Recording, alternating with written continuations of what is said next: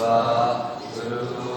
ਗੁਰੂ ਨਾਨਕ ਪਦ ਪੰਕਜ ਬੰਦਨ ਪੰਕਜ ਬੰਦਨ ਸਿਮਰੋ ਅੰਗਦ ਦੁਖ ਨਿਕੰਦਨ ਗੁਰੂ ਅਮਰਦਾਸ ਹਿਰਦੈ ਨਿਤ ਧਿਆਉ ਹਿਰਦੈ ਨਿਤ ਧਿਆਉ। ਸ਼੍ਰੀ ਗੁਰੂ ਰਾਮਦਾਸ ਗੁਣ ਗਾਉ। ਗੁਰੂ ਅਰਜਨ ਵਿਗਨਨ ਕੇ ਨਾਸ਼ਕ ਵਿਗਨਨ ਨਾਸਕ। ਸ਼੍ਰੀ ਹਰਿਗੋਬਿੰਦ ਸੁਮਤ ਪ੍ਰਕਾਸ਼ਕ। ਸ਼੍ਰੀ ਹਰਿ ਰਾਏ ਨਮੋ ਕਰ ਜੋੜੀ ਨਮੋ ਕਰ ਜੋੜੀ। ਸ਼੍ਰੀ ਹਰਿ ਕ੍ਰਿਸ਼ਨ ਮਨਾਉ ਬਹੋਰੀ। ਗੁਰੂ ਤੇਗ ਬਹਾਦਰ ਪਰਮ ਕਿਰਪਾਲ ਪਰਮ ਕਿਰਪਾਲਾ। ਸ਼੍ਰੀ ਗੁਰੂ ਗੋਬਿੰਦ ਸਿੰਘ ਵਿਸਾਲਾ। ਤਰੋ ਤਰਾ ਪਰ ਪੁਨ ਪੁਨ ਸੀਸਾ ਪੁਨ ਪੁਨ ਸੀਸਾ। ਬੰਦੋ ਬਾਰ ਬਾਰ ਜਗ ਜਗਦੀਸ਼ਾ। ਏਕ ਓੰਕਾਰ ਸਤਿਗੁਰੂ ਇਹ ਪ੍ਰਸਾਦ ਸਚ ਹੋਏ। ਵਾਹਿਗੁਰੂ ਜੀ ਕੀ ਫਤਿਹ ਹੈ। ਵਿਘਨ ਵਿਨਾਸ਼ਨ ਸੋਏ। ਵਾਹਿਗੁਰੂ ਜੀ ਕੀ ਫਤਿਹ ਹੈ। ਵਿਘਨ ਵਿਨਾਸ਼ਨ ਸੋਏ। ਦੋਹਰਾ ਤਿਸ ਬਲੋਕ ਅਜਮੇਰ ਕੁਮਾਰੀ ਤਪ ਵਿਸਾਲ ਕੀ ਨਿਧ ਜਿਨ ਭਾਰੀ। ਬੁੱਧ ਬਲ ਤੇ ਕਰ ਵਿਵਧ ਉਪਾਇਆ ਤਿਸੀ ਪ੍ਰਿਪਸੋ ਵਿਆਹ ਕਰਾਇਆ। ਵਾਹਿਗੁਰੂ ਜੀ ਕਾ ਖਾਲਸਾ ਵਾਹਿਗੁਰੂ ਜੀ ਕੀ ਫਤਿਹ।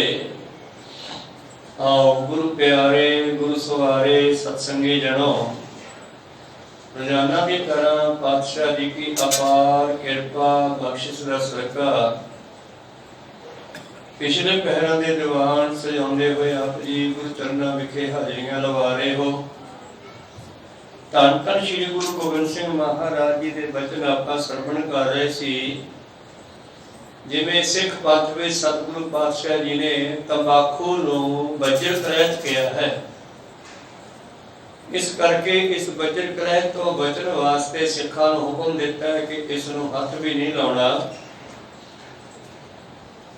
ਤਾਂ ਇਹ ਭਾਰਤ ਵਿੱਚ ਆਇਆ ਕਿ ਨਹੀਂ, ਕਦੋਂ ਆਇਆ ਤੇ ਇਸ ਦਾ ਨੁਕਸਾਨ ਕੀ ਹੈ ਮਨੁੱਖ ਨੂੰ, ਭਜਨ ਬੰਦਗੀ ਕਰਨ ਵਾਲੇ ਨੂੰ, ਤਪਸਵੀ ਨੂੰ, ਸਾਧੂ ਨੂੰ, ਸਿੱਖ ਨੂੰ, ਸਿੰਘ ਨੂੰ, ਰਿਸ਼ੀ ਮੁਨੀ ਨੂੰ, ਇਹ ਆਪਾਂ ਸਰਵਣ ਕਰ ਰਹੇ ਸੀ। ਇਹਦੇ ਆਉਣ ਦਾ ਜੋ ਉਥਾਨਕਾ ਹੈ, ਕਾਰਨ ਹੈ, ਦੱਸਦੇ ਹਨ ਕਿ ਇਹਨੂੰ ਮੁਸਲਮਾਨ ਜ਼ਿਆਦਾ ਪੀਂਦੇ ਹਨ। ਔਰ ਅਜਮੇਰ ਦਾ ਰਾਜਾ ਸੀ ਮੁਸਲਮਾਨ, ਉਸਦੀ ਲੜਕੀ ਸੀ ਔਰ ਲੜਕੀ ਨੂੰ ਹੁਕਮ ਦੇ ਦਿੱਤਾ ਪਿਤਾ ਨੇ ਕਿ ਆਪਣੀ ਮਰਜ਼ੀ ਨਾਲ ਜਿਹੜਾ ਤੈਨੂੰ ਚੰਗਾ ਲੱਗਦਾ ਉੱਥੇ ਸ਼ਾਦੀ ਕਰਾ। ਉਹਦਾ ਵੀ ਇਰਾਦਾ ਸੀ ਤੇ ਉਹ ਚਾਹੁੰਦੀ ਸੀ ਕੋਈ ਤਪਸਵੀ ਭਜਨ ਬੰਦਗੀ ਵਾਲਾ ਰਿਸ਼ੀ ਮੁਨੀ ਹੋਵੇ। ਉਹਨੂੰ ਇੱਕ ਪੰਡਤ ਲੱਭ ਗਿਆ, ਬਹੁਤ ਜ਼ਿਆਦਾ ਤਪੱਸਿਆ ਵਾਲਾ, ਜਿਸ ਨੇ ਰਿੱਧੀਆਂ ਸਿੱਧੀਆਂ ਪ੍ਰਾਪਤ ਕਰ ਲਈਆਂ ਸਨ। ਔਰ ਇਸ ਨੇ ਰਾਜੇ ਨੂੰ, ਆਪਣੇ ਪਿਤਾ ਰਾਜੇ ਨੂੰ ਦੱਸ ਕੇ ਉਹਦੇ ਨਾਲ ਵਿਆਹ ਕਰਾ ਲਿਆ। ਹੁਣ ਜਨਤਾ ਦੇ ਉੱਤੇ ਰਾਜੇ ਹੁਕਮ ਚਲਾਉਂਦੇ ਸੀ, ਇਸ ਕਰਕੇ ਪੰਡਤ ਕੀ ਕਰਦਾ, ਵਿਆਹ ਤਾਂ ਇਹਨਾਂ ਦਾ ਕਰ ਦਿੱਤਾ। ਪਰ ਪੰਡਤ ਆਪਣੇ ਧਰਮ ਨੂੰ ਬਚਾਉਣ ਵਾਸਤੇ ਇਸ ਨੂੰ ਆਪਣੀ ਪਤਨੀ ਮੰਨਣ ਲਈ ਤਿਆਰ ਨਹੀਂ। ਜਿਸ ਤਰ੍ਹਾਂ ਗੁਰੂ ਸਾਹਿਬ ਦਾ ਹੁਕਮ ਹੈ ਸਿੱਖ ਨੂੰ ਕਿ ਲਾਵਾਂ ਲਏ ਤੋਂ ਬਗੈਰ, ਆਨੰਦ ਕਾਰਜ ਕਰਾਏ ਤੋਂ ਬਗੈਰ ਜਿਹੜਾ ਮੇਰਾ ਸਿੱਖ ਹੈ ਉਹ ਕਿਸੇ ਇਸਤਰੀ ਨਾਲ ਸੰਪਰਕ ਨਹੀਂ ਕਰੇਗਾ। ਕੋ ਸਤਨਾਮ ਉਹ ਮੇਰਾ ਸਿੱਖ ਨਹੀਂ ਹੈ। ਵੇਖ ਪਰਾਈਆਂ ਚੰਗੀਆਂ ਭੈਣਾਂ ਮਾਵਾਂ ਧੀਆਂ ਜਾਣੇ, ਕੇਵਲ ਤੇ ਕੇਵਲ ਉਸ ਨੂੰ ਆਪਣੀ ਪਤਨੀ ਸਮਝਣਾ ਜਿਸ ਦੇ ਨਾਲ ਲਾਵਾਂ ਲਈਆਂ ਗੁਰੂ ਦੀ ਹਜ਼ੂਰੀ ਦੇ ਵਿੱਚ। ਸਾਨੂੰ ਵੀ ਹੁਕਮ ਹੈ। ਔਰ ਹੁਣ ਇਹ ਪੰਡਤ ਦਾ ਧੱਕੇ ਨਾਲ ਵਿਆਹ ਤਾਂ ਅਜਮੇਰ ਰਾਜੇ ਨੇ ਕਰ ਦਿੱਤਾ। ਪਰ ਹੁਣ ਪੰਡਤ ਆਪਣੇ ਧਰਮ ਨੂੰ, ਆਪਣੀ ਤਪੱਸਿਆ ਭਗਤੀ ਨੂੰ ਬਚਾਉਣ ਵਾਸਤੇ ਕੋਸ਼ਿਸ਼ ਕਰਦਾ ਹੈ ਕਿ ਮੈਂ ਇਸ ਇਸਤਰੀ ਨੂੰ, ਇਸ ਲੜਕੀ ਨੂੰ ਜਿਹੜਾ ਹੈ ਸੰਬੰਧ ਨਹੀਂ ਬਣਾਵਾਂਗਾ, ਇਸ ਦੇ ਨਾਲ ਤਾਂ ਮੇਰਾ ਧਰਮ ਬਚਿਆ ਰਹੇਗਾ। ਪਰ ਹੁਣ ਵਿਆਹ ਹੋ ਗਿਆ ਤੇ ਇਸ ਤੋਂ ਵੀ ਕਿਵੇਂ ਬਚਿਆ ਜਾ ਸਕਦਾ ਹੈ? ਭਾਈ ਸਾਹਿਬ ਜੀ ਦੱਸਦੇ ਹਨ ਕਿ ਭਾਜਿਓ ਜਾਏ ਨਾ ਕਿਛੂ ਹੁਣ ਦੇਸ਼, ਕਿੱਥੇ ਭੱਜ ਕੇ ਜਾਵੇਗਾ ਬੰਦਾ? ਹੁਣ ਭਾਰਤ ਦੇ ਵਿੱਚ, ਸਾਰੇ ਹਿੰਦੁਸਤਾਨ ਦੇ ਵਿੱਚ ਉਹਨਾਂ ਦਾ ਰਾਜ ਸੀਗਾ, ਸਾਰੇ ਸੂਬੇ ਉਹਨਾਂ ਦੇ ਹੁਕਮ ਵਿੱਚ ਸੀ, ਸੂਬੇਦਾਰਾਂ ਨੂੰ ਕਿਤੇ ਵੀ ਕਹਿ ਸਕਦਾ ਸੀਗਾ।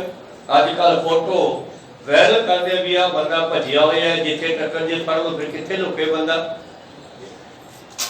ਤਾਂ ਇਸ ਕੀ ਗਮਤਾ ਥਾਨ ਅਸ਼ੇਸ਼, ਇਹਨਾਂ ਦੀ ਪਹੁੰਚ ਤਾਂ ਸਾਰੀ ਦੁਨੀਆ ਵਿੱਚ, ਸਾਰੀ ਧਰਤੀ ਉੱਤੇ ਸੀ, ਇਸ ਕਰਕੇ ਪੰਡਤ ਬਚ ਨਾ ਸਕਿਆ। ਹੁਣ ਬਚਣ ਦੀ ਕੋਸ਼ਿਸ਼ ਕਰਦਾ ਹੈ। ਅਖੀਰ ਕੀ ਹੁੰਦਾ ਹੈ? ਕਿਉਂ ਹਿੰਦੁਸਤਾਨ ਦੇ ਹਿੰਦੂਆਂ ਵਿੱਚ ਇਹ ਜਿਹੜਾ ਤਮਾਕੂ ਪ੍ਰਚਲਿਤ ਹੋ ਗਿਆ? ਕਿੱਥੋਂ ਸ਼ੁਰੂਆਤ ਹੋਈ ਇਸ ਦੀ? ਪਹਿਲਾਂ ਇਹਨੂੰ ਕੇਵਲ ਮੁਸਲਮਾਨ ਹੀ ਖਾਂਦੇ ਸਨ। ਇਹ ਵਿਚਾਰਾ ਕੱਲ ਆਪਾਂ ਸਰਵਣ ਕਰ ਰਹੇ ਸੀ, ਕਹਿੰਦੇ ਉਸ ਪੰਡਤ ਦੇ ਨਾਲ ਲੜਕੀ ਦਾ ਵਿਆਹ ਕਰ ਦਿੱਤਾ ਗਿਆ ਤੇ ਜਦੋਂ ਰਾਤ ਪੈਂਦੀ ਹੈ ਤੇ ਪੰਡਤ ਆਪਣੀਆਂ ਰਿੱਧੀਆਂ ਸਿੱਧੀਆਂ ਤਾਕਤਾਂ ਦੇ ਨਾਲ, ਮੰਤਰਾਂ ਦੇ ਨਾਲ ਆਪਣੇ ਦੁਆਲੇ ਜਿਹੜਾ ਹੈ ਲੋਹੇ ਦਾ ਕੋਟ ਕਿਲਾ ਕਰ ਲੈਂਦਾ। ਭਾਵ ਲੜਕੀ ਉਸ ਨੂੰ ਹੱਥ ਨਹੀਂ ਲਾ ਸਕਦੀ, ਐਸੀ ਉਹ ਕਲਾ ਵਰਤਾਉਂਦਾ ਆਪਦੇ ਉੱਤੇ। ਰੋਜ਼ਾਨਾ ਆਪਣੇ ਆਪ ਨੂੰ ਉਸ ਤੋਂ ਬਚਾਉਂਦਾ ਹੈ। ਤੇ ਜਦੋਂ ਇਹ ਗੱਲ ਉਹਦੇ ਮਾਤਾ ਪਿਤਾ ਕੋਲ ਪਹੁੰਚੀ, ਪਰਿਵਾਰ ਕੋਲ ਪਹੁੰਚੀ, ਤੇ ਫਿਰ ਉਹਨਾਂ ਨੇ ਕਿਹਾ ਵੀ ਇਹ ਤਾਂ ਫਿਰ ਅਧੂਰਾ ਹੀ ਆ, ਵਿਆਹ ਕਾਹਦਾ ਫਿਰ ਇਹ ਹੋਇਆ ਵੀ ਆਪਣਾ? ਇਹ ਤਾਂ ਗਲਤ ਗੱਲ ਹੈ। ਇਸ ਪੰਡਤ ਦਾ ਜਿਹੜਾ ਕਿਲਾ ਬਣਦਾ ਉਹਨੂੰ ਕਿਵੇਂ ਖਤਮ ਕਰੀਏ? ਵਿਅਵਤਾ ਬਣਾਉਂਦੇ ਆਪਾਂ ਦੇਖਦੇ ਆ ਕੀ ਕਰਦੇ ਆ। ਉਸ ਤੋਂ ਪਹਿਲਾਂ ਆਪਣੀਆਂ ਤੇ ਦਾਸਾਂ ਦੀਆਂ ਗੁਰੂ ਚਰਨਾਂ ਵਿੱਚ ਲਵਾਓ ਹਾਜ਼ਰੀਆਂ। ਗੁਰੂ ਕਾ ਬਖਸ਼ਿਆ ਫਤਿਹ ਦਾ ਨਾਰਾ ਕਰੋ ਬੁਲੰਦ ਗੱਜ ਕੇ ਆਖੋ ਜੀ ਵਾਹਿਗੁਰੂ ਜੀ ਕਾ ਖਾਲਸਾ, ਵਾਹਿਗੁਰੂ ਜੀ ਕੀ ਫਤਿਹ। ਦੋਹਰਾ ਇਸ ਬਲੋਕ ਅਜਮੇਰ ਕੁਮਾਰੀ, ਤਪ ਵਿਸਾਲ ਕੀ ਨਿਤ ਜਿਨ ਭਾਰੀ। ਜਦੋਂ ਇਸ ਅਜਮੇਰ ਰਾਜੇ ਦੀ ਲੜਕੀ ਨੇ, ਤੁਰਕ ਦੀ ਲੜਕੀ ਨੇ ਇੱਕ ਪੰਡਤ ਨੂੰ ਬਹੁਤ ਜ਼ਿਆਦਾ ਤਪੱਸਿਆ ਕਰਦਾ ਹੋਇਆ ਰਿੱਧੀਆਂ ਸਿੱਧੀਆਂ ਦਾ ਮਾਲਕ ਦੇਖਿਆ ਜੀ। ਬੁੱਧ ਬਲ ਤੇ ਕਰ ਬਿਬਨ ਪਾਇਆ, ਤਿਸੀ ਪ੍ਰਿਤ ਸੋ ਵਿਆਹ ਕਰਾਇਆ। ਔਰ ਆਪਣੀ ਚਲਾਕੀ ਦੇ ਨਾਲ, ਆਪਣੇ ਰਾਜ ਬਲ ਦੇ ਨਾਲ, ਪਿਤਾ ਦੇ ਤਾਕਤ ਦੇ ਨਾਲ ਉਸ ਪੰਡਤ ਦੇ ਨਾਲ ਇਸ ਲੜਕੀ ਨੇ ਧੱਕੇ ਨਾਲ ਵਿਆਹ ਕਰਵਾ ਲਿਆ ਹੈ ਜੀ। ਨਿਜ ਬਰ ਕੇ ਰਤ ਦੁਜਤਾਈ, ਮੈਥਨ ਕਰੇ ਧਰਮ ਬਿਨਸਾਈ। ਹੁਣ ਪੰਡਤ ਦੇ ਮਨ ਵਿੱਚ ਬੜੀ ਵਿਚਿੱਤੀ ਪੈਦਾ ਹੋ ਗਈ ਆ, ਕਿਉਂਕਿ ਤੁਰਕ ਦੇ ਨਾਲ ਸਿੱਖ ਦਾ ਜਾਂ ਹਿੰਦੂ ਦਾ ਕੋਈ ਸੰਬੰਧ ਨਹੀਂ ਹੈ। ਉਹਨਾਂ ਦੇ ਵਿੱਚ ਵਿਆਹ ਦੇ ਸੰਬੰਧ ਨਹੀਂ ਬਣ ਸਕਦੇ ਮੁਸਲਮਾਨਾਂ ਦੇ ਨਾਲ। ਇਸ ਕਰਕੇ ਪੰਡਤ ਦੇ ਅੰਦਰ ਵਿਚਿੱਤੀ ਦੁਬਿਧਾ ਪੈਦਾ ਹੋ ਗਈ ਹੈ ਕਿ ਮੈਂ ਹੁਣ ਇਸ ਤੋਂ ਕਿਵੇਂ ਬਚਾਂ।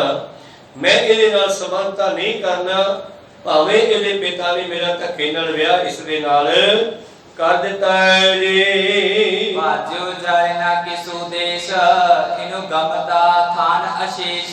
ਜਦੋਂ ਇਸ ਤਰ੍ਹਾਂ ਸੋਚਦਾ ਹੈ ਤੇ ਮਨ ਵਿੱਚ ਇਹ ਵੀ ਖਿਆਲ ਆਉਂਦਾ ਹੈ ਵੀ ਯਾਰ ਮੈਂ ਭੱਜ ਕੇ ਇਹਨਾਂ ਤੋਂ ਬਚੂੰਗਾ ਵੀ ਕਿਵੇਂ? ਤਾਂ ਮੈਂ ਇਸ ਲੜਕੀ ਤੋਂ ਕਿਵੇਂ ਬਚਾਂ? ਰਾਤ ਨੂੰ ਰਹਿਓ ਵਿਚਾਰਤ ਬਸ ਨਾ ਬਸਾਇਓ, ਮਕਰ ਮਲੇਸ਼ਨ ਸਦਨ ਸੁਵਾਇਓ। ਔਰ ਅਖੀਰ ਇੱਕ ਦਿਨ ਇਹਨਾਂ ਨੂੰ ਸੱਦ ਲਿਆ, ਜਿਵੇਂ ਸਹੁਰੇ ਮਿਲ ਜਾਂਦਾ ਜਵਾਈ, ਤਾਂ ਇਹਨਾਂ ਨੂੰ ਸੱਦਾ ਦੇ ਦਿੱਤਾ ਵੀ ਆਪਣੇ ਮਿਲਣ ਵਾਸਤੇ ਆਓ।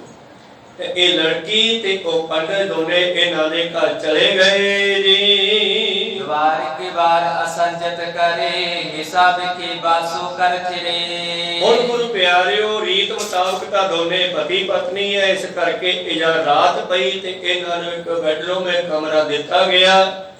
ਪਰ ਇੱਥੇ ਹੁਣ ਪੰਡਤ ਉਸ ਤੋਂ ਕਿਵੇਂ ਬਚੇ ਜੀ? ਇਸ ਵਿਦ ਵਿਜ ਬੇਬਸ ਪਾਜਬੈ, ਵੇਦ ਮੰਤਰ ਕੋ ਪਠ ਕਰ ਤਬੈ।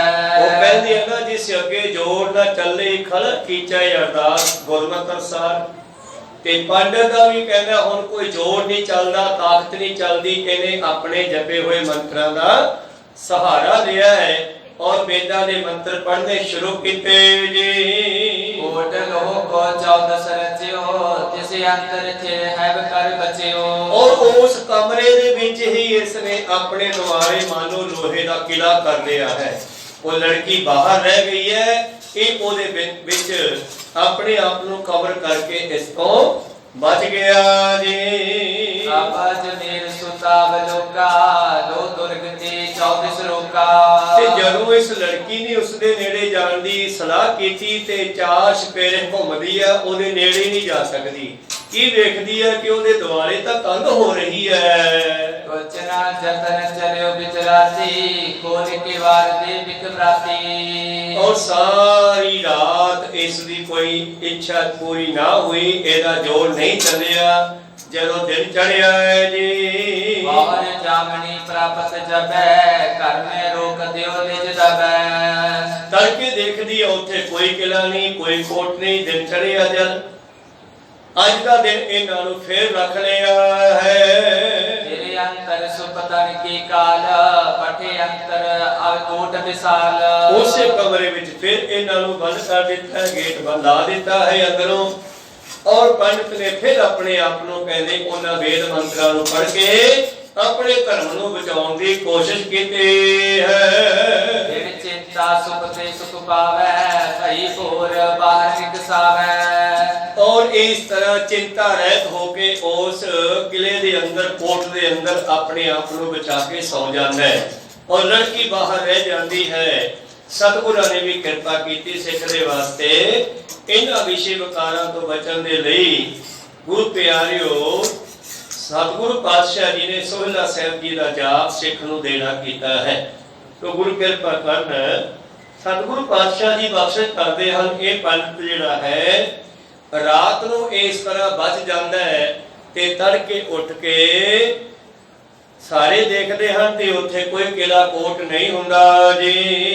ਏਤਕ ਬਾਸਰ ਇਸ ਵਿਦ ਕੀਨਾ ਨਰ ਨਾਰੀ ਸਭਉ ਸੁਨ ਲੀਨਾ। ਜਦੋਂ ਕਈ ਦਿਨ ਇਹ ਕੰਮ ਚੱਲਿਆ ਤੇ ਅਖਾਰ ਭਾਂਡਾ ਫੁੱਟ ਗਿਆ। ਲੜਕੀ ਨੇ ਬਾਹਰ ਆਪਣੀ ਮਾਂ ਕੋਲੇ, ਭੈਣਾਂ ਕੋਲੇ, ਸਹੇਲੀਆਂ ਕੋਲੇ ਗੱਲ ਕੀਤੀ ਬਈ ਆਹ ਗੱਲ ਹੈ। ਤੇ ਇਹ ਗੱਲ ਚਲਦੀ ਚਲਦੀ ਰਾਜੇ ਦੇ ਕੋਲ ਵੀ ਪਹੁੰਚ ਗਈ ਜੀ। ਤਬ ਅਜ ਮੇਰੀ ਸ਼ਾਕੀ ਬਾਸ ਮੰਤਰ ਸ਼ਕਤ ਦਿਜ ਕਰਤ ਪ੍ਰਕਾਸ਼।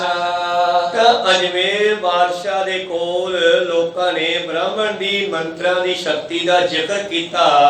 ਕਹਿੰਦੇ ਇਹਦੇ ਕੋਲ ਮੰਤਰ ਹਨ, ਇਹ ਉਹਨਾਂ ਮੰਤਰਾਂ ਨੂੰ ਪੜ੍ਹ ਕੇ ਆਪਣੇ ਆਪ ਨੂੰ ਇਸ ਲੜਕੀ ਤੋਂ ਬਚਾ ਲੈਂਦਾ ਹੈ। ਕਹੋ ਮਨੀਸ਼ਨ ਸਭ ਸਮਝਾਏ ਇਸ ਕੋ ਜਾਣੋ ਸੋ ਗਮ ਪਾਏ। ਹੁਣ ਕਹਿਣ ਲੱਗੇ ਇੱਥੇ ਹੁਣ ਕੋਈ ਸ਼ਾਸਤਰ ਤਾਂ ਚੱਲਦਾ ਨਹੀਂ, ਜ਼ੋਰ ਚੱਲਦਾ ਨਹੀਂ। ਇਹਦੇ ਮੰਤਰਾਂ ਨੂੰ ਖਤਮ ਕਰੀਏ, ਇਹਦੀ ਭਗਤੀ ਖਤਮ ਕਰੀਏ, ਇਹਦੀ ਤਪੱਸਿਆ ਖਤਮ ਕਰੀਏ। ਤਾਂ ਉਸ ਵੇਲੇ ਫਿਰ ਇਹਦੇ ਵਜ਼ੀਰ ਮੰਤਰੀਆਂ ਨੇ ਕੀ ਸਲਾਹ ਦਿੱਤੀ ਹੈ? ਕਣਕ ਤਮਾਕੂ ਇਸੇ ਪਿਲਾਵੋ ਸਭ ਹਿੰਦਰ ਕੇ ਮੰਤਰ ਮਿਸਾਵੋ। ਕਹਿਣ ਲੱਗੇ ਜੇ ਇਹਨੂੰ ਤਮਾਕੂ ਪਿਆਇਆ ਜਾਵੇ, ਕਿਉਂਕਿ ਉਸ ਵੇਲੇ ਤੇ ਅੱਜ ਵੀ ਬਹੁਤ ਲੋਕ ਹੁੱਕੇ ਦੇ ਵਿੱਚ ਪਾ ਕੇ ਤਮਾਕੂ ਨੂੰ ਗੁਲਗੁਲ ਕਰਦੇ ਆ। ਤਾਂ ਇਸ ਤਰ੍ਹਾਂ ਕਹਿੰਦੇ ਜੇ ਇਸ ਨੂੰ ਆਪਾਂ ਤਮਾਕੂ ਪਿਆ ਦਈਏ ਕਿਸੇ ਤਰ੍ਹਾਂ, ਇਹਦੀ ਭਗਤੀ ਜਿਹੜੀ ਆ ਉਹ ਖਤਮ ਹੋ ਜਾਵੇਗੀ, ਭਗਤੀ ਦੀ ਸ਼ਕਤੀ ਜਾਇਆ ਹੋ ਜਾਵੇਗੀ। ਕਿਉਂਕਿ ਤਮਾਕੂ ਐਸੀ ਮਾੜੀ ਚੀਜ਼ ਹੈ। ਸਭ ਤੋਂ ਪਹਿਲਾਂ ਸਤਿਗੁਰਾਂ ਨੇ ਜਿਸ ਵੇਲੇ ਅੰਮ੍ਰਿਤ ਛਕਾਇਆ, ਭਾਵੇਂ ਕਿ ਉਦੋਂ ਪਹਿਲਾਂ ਵੀ ਗੁਰੂ ਨਾਨਕ ਦੇਵ ਜੀ ਤੇ ਪ੍ਰਚਾਰ ਕੀਤਾ ਜਾਂਦਾ ਸੀਗਾ ਮੈਂ ਤਮਾਕੂ ਨੂੰ ਸਿੱਖ ਨੇ ਹੱਥ ਨਹੀਂ ਲਾਉਣਾ। ਤੇ 10ਵੇਂ ਪਾਤਸ਼ਾਹ ਜੀ ਨੇ ਤਾਂ ਅੰਮ੍ਰਿਤ ਛਕਾਉਣ ਵੇਲੇ ਇਸ ਨੂੰ ਵਜਰ ਪ੍ਰੈਤ ਵਿੱਚ ਰੱਖ ਦਿੱਤਾ ਵੀ ਇਸ ਨੂੰ ਤਾਂ ਬਿਲਕੁਲ ਨਹੀਂ ਸਿੱਖ ਨੇ ਹੱਥ ਲਾਉਣਾ, ਔਰ ਨਾ ਹੀ ਪਰ ਇਸਤਰੀ ਨੂੰ ਗਲਤ ਸੋਚ ਨਾਲ ਹੱਥ ਲਾਉਣਾ ਹੈ। ਨਾ ਸਿੱਖ ਨੇ ਕੇਸ ਕੱਟਨੇ ਹੈ, ਨਾ ਸ਼ਰਾਬ ਆਦਿ ਨਸ਼ੇ ਪੀਣੇ ਹਨ, ਨਾ ਪੁੱਠਾ ਮਾਸ ਖਾਣਾ ਹੈ। ਭਾਵ ਤੁਰਕ ਦਾ ਬਣਾਇਆ ਹੋਇਆ, ਮੰਤਰਾਂ ਦੇ ਨਾਲ ਬਣਾਇਆ ਹੋਇਆ ਮਾਸ ਜਿਹੜਾ ਉਹ ਵੀ ਸਿੱਖ ਨੇ ਨਹੀਂ ਖਾਣਾਗਾ। ਇਹ ਵਜਰ ਪ੍ਰੈਤਾਂ ਹਨ ਜਿਸ ਦੇ ਨਾਲ ਸਾਡੀ ਭਗਤੀ ਤਪੱਸਿਆ ਖਤਮ ਹੁੰਦੀ ਹੈ। ਤਾਂ ਸਤਿਗੁਰੂ ਪਾਤਸ਼ਾਹ ਜੀ ਨੇ ਇਹ ਕਿਹਾ ਹੋਇਆ।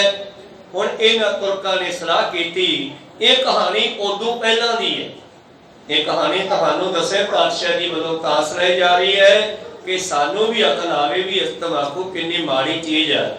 ਤਾਂ ਅਜਮੇਰ ਦੇ ਵਜ਼ੀਰਾਂ ਨੇ ਸਲਾਹ ਦਿੱਤੀ ਵੀ ਇਸ ਨੂੰ ਕਿਸੇ ਤਰ੍ਹਾਂ ਤਮਾਕੂ ਪਿਆਇਆ ਜਾਵੇ। ਤੇ ਹੁਣ ਹਿੰਦੂ ਮਤ ਵਿੱਚ ਬਹੁਤਾ ਨਹੀਂ ਤਾਂ ਲਗਭਗ 75% ਲੋਕ ਬੀੜੀ, ਸਿਗਰਟ ਕਿਸੇ ਨਾ ਕਿਸੇ ਤਰ੍ਹਾਂ ਤਮਾਕੂ ਖਾਂਦੇ ਹਨ। ਕੌਣ ਸੱਚੀ? ਔਰ ਜਿਹੜਾ ਨੇ ਅੰਮ੍ਰਿਤ ਨਹੀਂ ਛਕਿਆ ਸਰਦਾਰਾਂ ਦੇ ਬੱਚੇ ਉਹ ਵੀ ਤਾਂ ਖਾਂਦੇ ਆ ਨਸ਼ੇ ਮੈਂ ਐਵੇਂ ਉਹਨਾਂ ਨੂੰ ਕਹਾ ਤੋ ਇਹ ਇੰਨੀ ਮਾੜੀ ਚੀਜ਼ ਹੈ ਸਾਡੇ ਵਾਸਤੇ ਕਿ ਆ ਪੰਡਤ ਦੀ ਕਿੰਨੀ ਤਪੱਸਿਆ ਹੈ ਤੇ ਇਹਦੇ ਵਜ਼ੀਰਾਂ ਨੇ ਸਲਾਹ ਦਿੱਤੀ ਕਿ ਇਹਨੂੰ ਤਮਾਕੂ ਕਿਸੇ ਤਰ੍ਹਾਂ ਪਿਆਇਆ ਜਾਵੇ ਜੀ। ईसु मंत्र की सख्त न रहे तनक तमाकू हिंद जे छूहै। ਕਹਿਣ ਲੱਗੇ ਹਿੰਦੁਸਤਾਨ ਦੇ ਲੋਕ ਹਿੰਦੂ ਲੋਕ ਭਾਰਤ ਵਰਸ਼ ਦੇ ਲੋਕ ਜੇ ਥੋੜਾ ਜਿਹਾ ਵੀ ਤਮਾਕੂ ਨੂੰ ਛੋਹ ਲੈਣ ਖਾ ਲੈਣ ਤੇ ਜ਼ਰੂਰ ਇਹਨਾਂ ਦੀ ਤਪੱਸਿਆ ਖਤਮ ਹੋ ਜਾਵੇਗੀ। ਇੱਕ ਤਾਂ ਨੌਵੇਂ ਪਾਤਸ਼ਾਹ ਜੀ ਗਏ ਉਸ ਇਲਾਕੇ ਦੇ ਲੋਕ ਤੰਬਾਕੂ ਬੀਜਦੇ ਸਨ। ਸਤਿਗੁਰੂ ਤੇਗ ਬਹਾਦਰ ਜੀ ਨੂੰ ਪਤਾ ਲੱਗਿਆ ਤਾਂ ਉਹਨਾਂ ਦੀਆਂ ਦੋ ਯਾਤਰਾਵਾਂ ਦਿੱਲੀ ਵੱਲ ਨੂੰ। ਪਹਿਲੀ ਯਾਤਰਾ ਉਹਨਾਂ ਦੀ ਅਸਾਮ ਦੀ ਹੈ ਤੇ ਦੂਸਰੀ ਯਾਤਰਾ ਉਹਨਾਂ ਦੀ ਅਨੰਦਪੁਰ ਸਾਹਿਬ ਤੋਂ ਚੱਲ ਕੇ ਦਿੱਲੀ ਜਾਣ ਦੀ ਹੈ। ਤੋ ਉਸ ਯਾਤਰਾਵਾਂ ਦੇ ਦੌਰਾਨ ਸਤਿਗੁਰਾਂ ਨੇ ਰਸਤੇ ਵਿੱਚ ਕਈ ਥਾਵਾਂ ਤੇ ਰੁਕਣਾ ਕੀਤਾ ਤੇ ਜਿੱਥੇ ਤੰਬਾਕੂ ਬੀਜਦੇ ਸਨ ਉਹਨਾਂ ਨੂੰ ਹੁਕਮ ਦਿੱਤਾ ਬਈ ਤੰਬਾਕੂ ਬੀਜਣਾ ਬੰਦ ਕਰੋ, ਕਿਉਂਕਿ ਜਿਸ ਧਰਤੀ ਦੇ ਵਿੱਚ ਵੀ ਤੰਬਾਕੂ ਬੀਜਿਆ ਜਾਂਦਾ ਹੈ ਉੱਥੇ ਕਈ ਸਾਲ ਹੋਰ ਕੋਈ ਫਸਲ ਨਹੀਂ ਉਗਦੀ। ਕੋ ਸਤਿਗੁਰੂ ਜਿਸ ਹਿਰਦੇ ਅੰਦਰ ਜੇ ਸਰੀਰ ਦੇ ਅੰਦਰ ਤੰਬਾਕੂ ਚਲਿਆ ਜਾਂਦਾ ਹੈ ਉੱਥੇ ਕੋਈ ਸ਼ਬਦ ਕੋਈ ਮੰਤਰ ਕੋਈ ਗੁਰਮੰਤਰ ਭਜਨ ਬੰਦਗੀ ਦੀ ਸ਼ਕਤੀ ਨਹੀਂ ਚੱਲਦੀ। ਕੋ ਸਤਿਗੁਰੂ ਖੜਦੀ ਨਹੀਂ, ਪੈਦਾ ਨਹੀਂ ਹੁੰਦੀ, ਪ੍ਰਗਟ ਨਹੀਂ ਹੁੰਦੀ। ਇਸ ਕਰਕੇ ਗੁਰੂ ਕਿਰਪਾ ਕਰਨ ਤਾਂ ਇਹਨਾਂ ਨੇ ਸਲਾਹ ਕੀਤੀ ਹੈ। ਅਸ ਮਸਲਤ ਕਰਕੇ ਸਮੁਦਾਏ ਸਬਬ ਕੀ ਦਿਜਲੀਨ ਬੁਲਾਏ। ਧੰਨ ਗੁਰੂ ਗੋਬਿੰਦ ਸਿੰਘ ਮਹਾਰਾਜ ਜੀ ਬਖਸ਼ਣ ਕਰਦੇ ਹਨ ਕਿ ਇਹ ਸਲਾਹ ਕਰਕੇ ਰਾਜੇ ਨੇ ਆਪਣੀ ਸਭਾ ਲਗਾਈ ਹੈ ਤੇ ਸਭਾ ਦੇ ਵਿੱਚ ਇਹਨਾਂ ਨੇ ਤਿਆਰੀ ਕਰਕੇ ਉਸ ਪੰਡਤ ਨੂੰ ਭਾਵ ਆਪਣੇ ਜਵਾਈ ਨੂੰ ਵੀ ਵਿੱਚ ਬਿਠਾਇਆ ਹੈ। ਸਭਨ ਮਲੇਸ਼ ਨੇ ਆਦਰ ਕੀਨਾ ਨਿਕਟ ਬਿਠਾਏ ਕਪੋਤਨ ਲੀਨਾ। ਸਾਰੇ ਵਜ਼ੀਰਾਂ ਮੰਤਰੀਆਂ ਨੇ ਜੋ ਅਜਮੇਰ ਰਾਜੇ ਮੁਸਲਮਾਨ ਰਾਜੇ ਦੇ ਵਜ਼ੀਰ ਮੰਤਰੀ ਸਨ ਬੜਾ ਪਿਆਰ ਦਿੱਤਾ, ਉਹਨੂੰ ਬੜਾ ਸਤਿਕਾਰ ਦਿੱਤਾ ਤੇ ਕਈ ਵਾਰੀ ਬੰਦਾ ਸਤਿਕਾਰ ਪਿਆਰ ਦੇਖ ਕੇ ਵੀ ਭੁਲੇਖਾ ਖਾ ਜਾਂਦਾ ਹੈ ਵੀ ਮੈਨੂੰ ਬੜਾ ਪਿਆਰ ਕਰਦੇ ਆ ਤਾਂ ਉਸ ਨੂੰ ਬੜੇ ਪਿਆਰ ਦੇ ਨਾਲ ਆਪਣੀ ਸਭਾ ਵਿੱਚ ਬਿਠਾਉਣਾ ਕੀਤਾ ਹੈ। ਕੰਚਨ ਕੋ ਕਾ ਬਨਵਾਇਓ ਦਿਜ ਦਿਖਾਈ ਗੁੜ ਸੰਗ ਮਿਲਾਇਓ। ਔਰ ਇਹਨਾਂ ਨੇ ਗੁਰੂ ਪਿਆਰਿਓ ਹੁੱਕਾ ਤਿਆਰ ਕਰਵਾਇਆ ਸਪੈਸ਼ਲ ਜਿਸ ਦਾ ਹੇਠਲਾ ਗੜਵਾ ਜਿਹੜਾ ਉਹ ਸੋਨੇ ਦਾ ਬਣਵਾਇਆ। ਹੁੱਕੇ ਦੇ ਹੇਠਾਂ ਘੁਮਿਆਰਾਂ ਦੇ ਬਣਾਏ ਮਿੱਟੀ ਦੇ ਗੜਵੇ ਵੀ ਲੱਗ ਜਾਂਦੇ ਆ। ਅਮੀਰ ਲੋਕ ਥੱਲੇ ਪਿੱਤਲ ਦੇ ਲਾ ਲੈਂਦੇ ਨੇ ਆਪਣੀ ਅਮੀਰੀ ਵਿਖਾਉਣ ਵਾਸਤੇ। ਆ ਰਾਜਸਥਾਨ ਦੇ ਬਾਗੜ ਦੇ ਲੋਕ ਹੁੱਕਾ ਪੀਂਦੇ ਆ। ਚੌਧਰੀ ਲੋਕ ਲੰਬੀ ਪੈਪ ਹੁੰਦੀ ਆ ਗੋਲ ਘੇਰੇ ਨਾਲ ਵਹਿ ਜਾਂਦੇ ਆ ਪਰ ਸਾਰੇ ਵਾਰੀ ਵਾਰੀ ਉਸ ਪੈਪ ਦੇ ਨਾਲ ਉਸ ਹੁੱਕੇ ਦਾ ਕਸ਼ ਖਿੱਚਦੇ ਆ ਔਰ ਘੁੰਮਦਾ ਰਹਿੰਦਾ ਹੁੱਕਾ। ਉਹਨਾਂ ਦੇ ਵਿਚਾਲੇ ਚੌਧਰੀਆਂ ਦੀਆਂ ਗੱਲਾਂ ਬਾਤਾਂ ਐਸ਼ੋ ਇਸ਼ਰ ਦੀਆਂ ਵਿਚਾਰਾਂ ਵੀ ਚੱਲਦੀਆਂ ਰਹਿੰਦੀਆਂ, ਹੁੱਕਾ ਵੀ ਚੱਲਦਾ ਰਹਿੰਦਾ।